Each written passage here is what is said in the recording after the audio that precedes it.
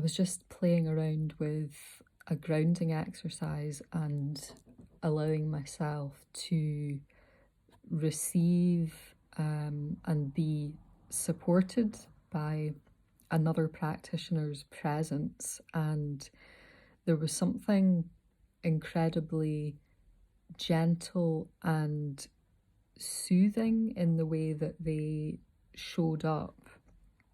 And that kind of invites you to engage with that part of yourself, actually. It creates a template and it creates a reference point that kind of is an opportunity for connection, that's saying, I'm here and this is the quality that I'm holding, and I would love for you to meet me in that if it feels good to you, if it feels safe to you. And it made me think about working sequentially, particularly in a workshop setting, and going through a sequence which is essentially meeting people as they arrive in the room and how they are that day, with the end objective in the shared space to get everyone vocalizing together, playing together, improvising together, and actually sharing sound, interacting, harmonizing, collaborating. And those two qualities, and energies, actually, when people first come into a space, are like night and day. But I have found in my own work, and the approach that I like to use, is to actually begin this process of opening that doorway for a journey, for exploration to begin, by touching on, recognizing and holding space for the most vulnerable part, the most vulnerable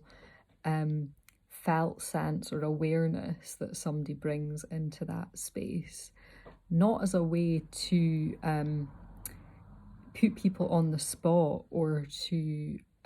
make them feel self-conscious about that, but actually to acknowledge it in a way that is bringing attention to it, in order to support it, not to isolate it, to identify it as a problem that needs to be fixed, but actually on a very human and animal level,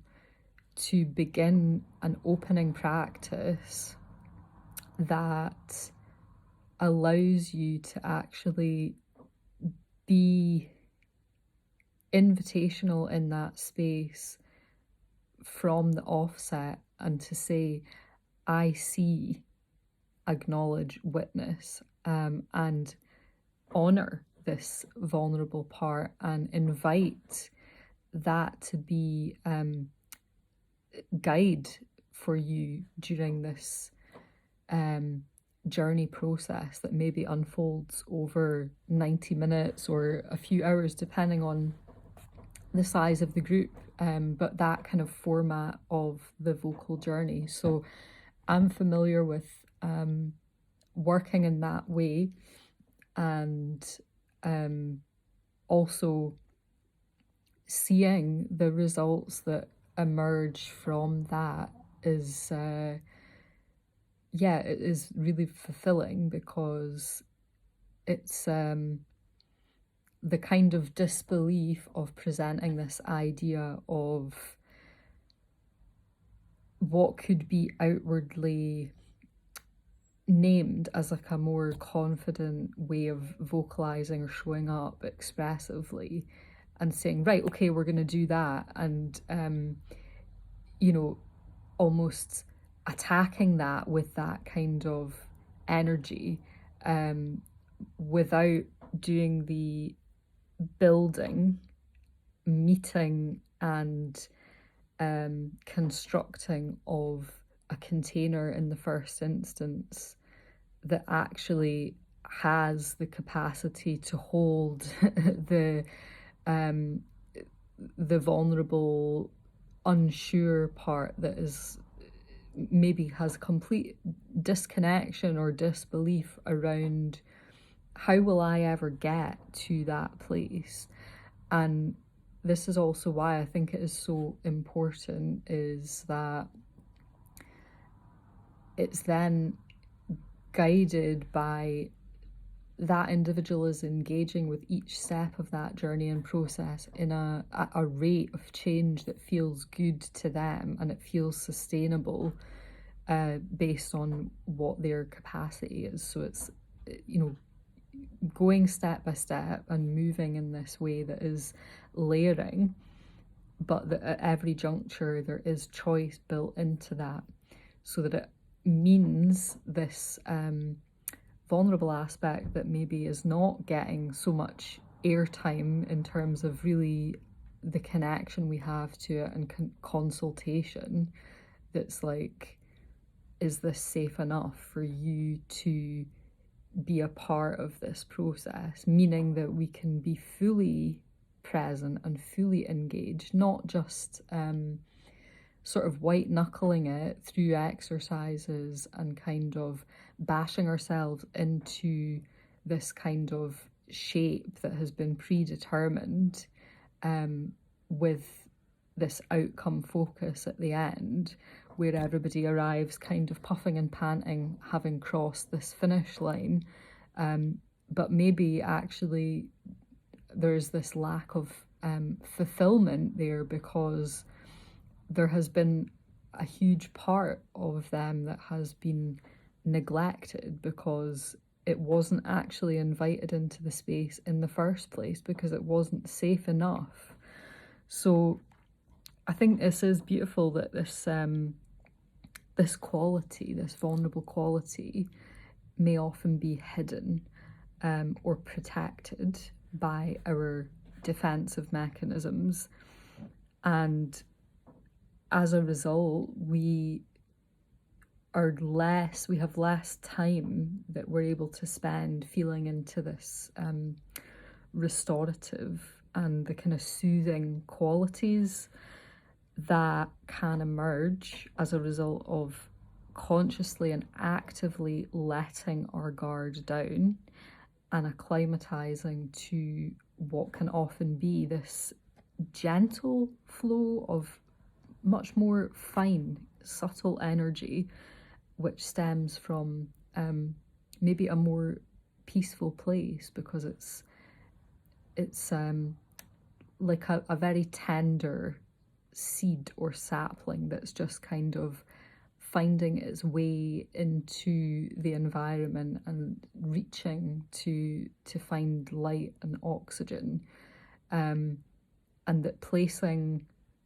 attention on that with a soft gaze and a quality of kindness and compassion leaves enough room for there to be this organic movement and this curiosity of like, oh, I actually have enough breathing room to begin to meander and make my way curiously into this environment of exploration, noting the difference between that and this kind of monocle or lens of scrutiny, which is kind of examining with an intensity that creates this sense of pressure or overwhelm, which is related to being observed. And when we introduce this observer perspective, it's very difficult to detach from that in a way that feels like we're not performing for this external eye, that we're kind of beginning to then police ourselves and, you know,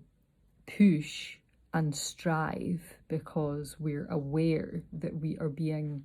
watched, and that is actually something that we do ourselves. We internalize this, but it can be triggered or stimulated by this outward invitation, of someone else that is setting a tone or creating a prompt or suggesting an exercise. We can then slip into this space of performance where this, what should be invitational, feels then pressured. So it's just been a really nice reminder for me to yes, be in that space of receiving and exploring this sense of, oh yeah, maybe I haven't connected with this really vulnerable part of me for a while, and how would it feel to accept this invitation to allow that to be present as I move into a reflective exercise, and to try and hold and nurture that so that it can stay present within that whole exercise. And what does that space of holding look like? And in terms of the concentration levels, how does that impact this container that we're creating internally to hold the candle so that it doesn't get disturbed, or that light doesn't go out, that we're holding with a buoyancy and not a constriction that actually makes the whole exercise and process very rigid, very challenging, and that we are kind of immobile in that process because we're kind of concentrating in a way that is inviting anxiety and inviting pressure. So yeah, it's a really interesting process to kind of explore these different qualities, but to always give reference to an acknowledgement of what does the most vulnerable part of me feel about this situation. And this sense of vulnerability, not applying a value judgment to that, because vulnerability doesn't need to mean weakness. Yeah, it can mean, okay, what is the softest part of me saying about this? Is there enough quietening of these other active parts, maybe quite dominant or forceful parts? Is there a lot of noise there, which means that this equally important facet, expression of identity, doesn't always have enough room to really be heard and acknowledged? So what if I brought that to a position where it has equal opportunity, it has there's equanimity there in terms of all these other aspects and influences and features that we have within ourselves? What if that was supported and given additional resource and attention, so that I can ensure that it comes with on the journey? So those are today's thoughts, and yeah, it very much resonates and reflects with how I like to hold space, particularly in a workshop type dynamic where there is an invitation to step into play and performance. But how can we do that authentically, bringing all parts of ourselves online? let me know how that lands for you, and any experiences that you've had in play spaces in particular where where this has been supported or facilitated, or equally where it's not quite managed to hold that part of you, and what does that feel like. So I'm sure there will be a range of experiences that people have had, so please feel free to join in the conversation and share below.